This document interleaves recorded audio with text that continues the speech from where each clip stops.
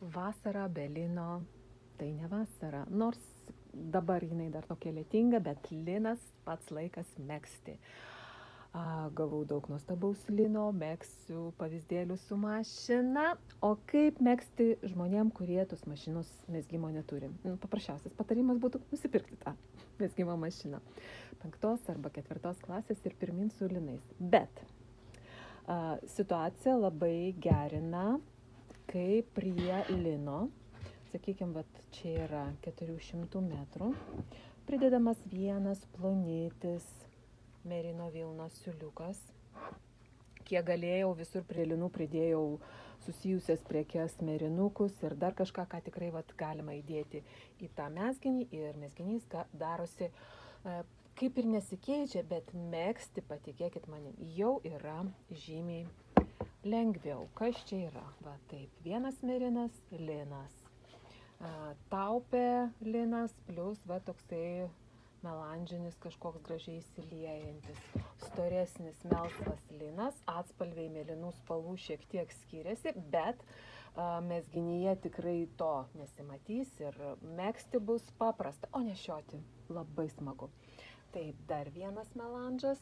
Čia aš pridėjau tokį melandžinį merinuką prie šito siūlo ir kai viena gyja, tikrai jokios disharmonijos nebus, o megzti bus paprasta.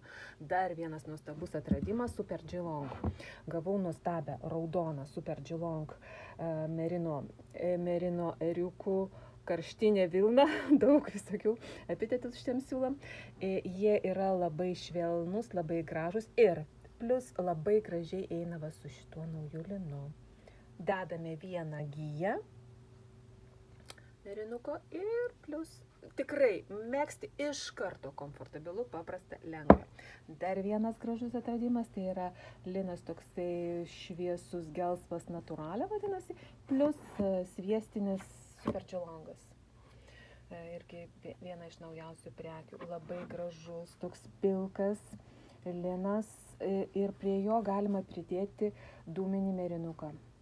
Dar vienas irgi puikus derinukas, tai yra žalias, storesnis linas, jau iš praeitų metų, dabar jis beje su labai gera nuolaida, plus prie jo pridedam stiklo žalios spalvos plonytį merino siūliuką.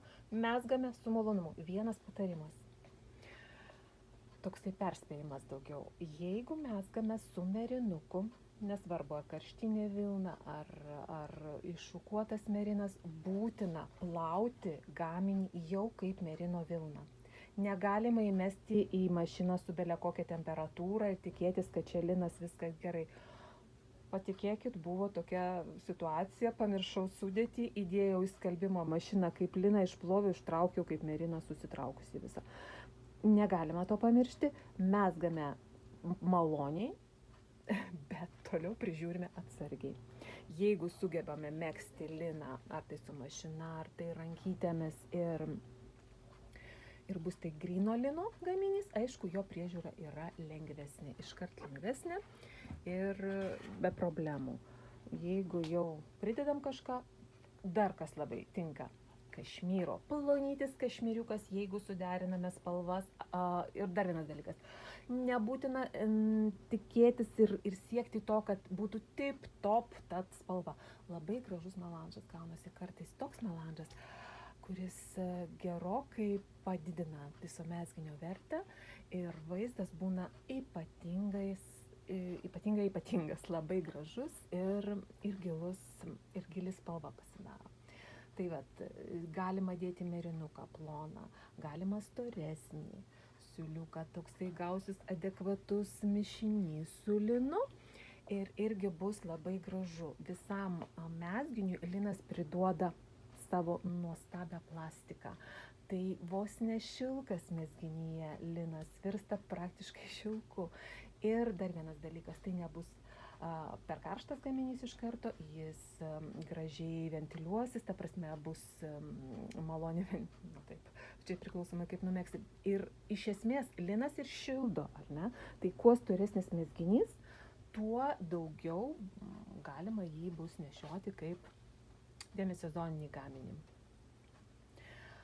Spalvų čia visų lino neturiu, bet Aš esu lino gerbėja ir truputį pavėluotai, bet kai gavau ir dar iš Italijos užsisakiau daug gražaus lino, kuris, sakykime, kažkur kelių savaičių bėgyje pasieks mus.